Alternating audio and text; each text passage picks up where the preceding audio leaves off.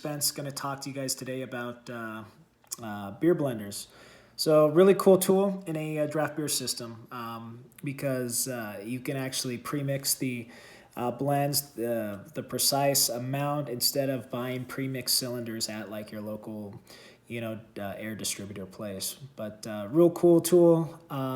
Most of the blends, the main blends will be like a 60-40 nitro, or excuse me, CO2 to nitro, 70-30, CO2 to nitro, and then the famous Guinness gas, 25% CO2 to 75% nitro. But I've got one here. I want to show you, kind of talk to you a little bit about it. So, the gas blender. Pretty cool tool. But yeah, these are the ports, on the for the CO2 and nitrogen. As you can kind of see, it's labeled there. But this basically machine takes those gases and then does the premix inside of this machine or this piece of equipment.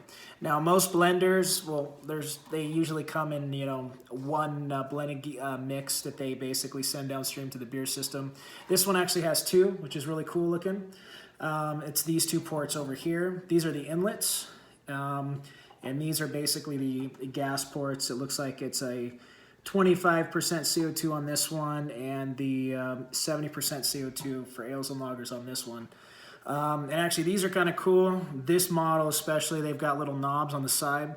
So you can actually adjust the pressure for your gas on the side to get everything dialed in. Now, this is kind of a funny one. It's Mcdanim Micromatic, and those are actually the two brands that I talk about in their blog that I wrote. But this looks like Mcdanim kind of did a faceplate for Micromatic on theirs. But Micromatics are good ones as well. Actually, they're ones I prefer using. But they don't have the knobs on the side.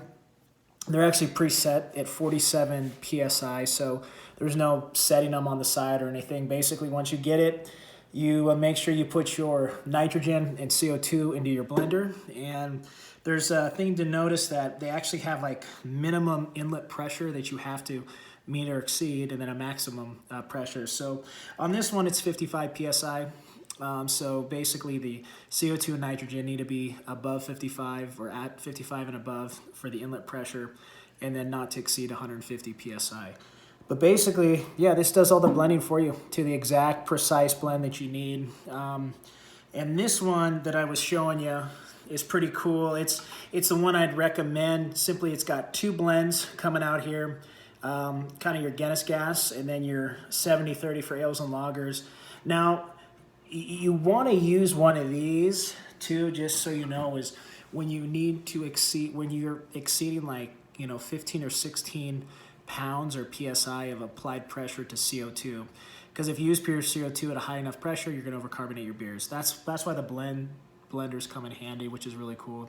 But another cool tool off the Mcdanim's type of blenders are these guys right here. They're leak detectors, and this thing, actually, you can mount it in line for your inlet gases at the bottom of your blender, or some of them come with built-in. Some Micromatic ones, the ProLine series, they come with these built-in ones, which is kind of cool.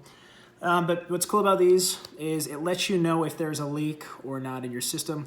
They've got these little balls. I don't know if you can see, but basically, yeah, sort of. But anyways, when gas is continuing to pass through, these balls basically will rise up. And if you're not pouring beer and they're still rising, that means you've got a leak somewhere in the system. So they're kind of nice to have because they'll tell you if you've got the leak, but more importantly, when you've fixed the leak somewhere downstream or wherever it is in the system. But that's pretty cool. So these actually come attached to the Mcdanim ones and the Micromatic blenders. But something to keep in mind, I'd recommend them. You don't need them, but it's kind of nice to have, especially if you have a real long, draft beer system and a lot of connections. This will tell you if making sure all those connections are nice and secure and there's no leaks downstream in your system. But anyways, yeah, that's the blender. So this guy is actually the model I'd recommend. It's the Trumix model double blend Micromatic. But it's funny, like I said, it's got the Mcdanim thing on it. Those are the two main ones that I typically have used in the past. Mcdanim, you can't go wrong with them. Micromatic, can't go wrong with them. I'd lean Micromatic just because They're kind of like the industry leader with all the stuff that they do. And actually now that it looks like they're having Mcdanim do their face plates for them, I would lean that way even more so. But the Mcdanim Blender, the biggest difference between maybe them and Micromatic that you would see is a typical Micromatic blender won't have the knobs on the side. It comes preset. And the ones, Mcdanim will actually have the knobs. But this is kind of a hybrid. It's like the best of both worlds. But this blender right here, the dual mix, so again it's gas, a 70-30 mix for your ales and lagers with the gauges on the side would be the ideal blender that I'd recommend for you. But that's that. All right.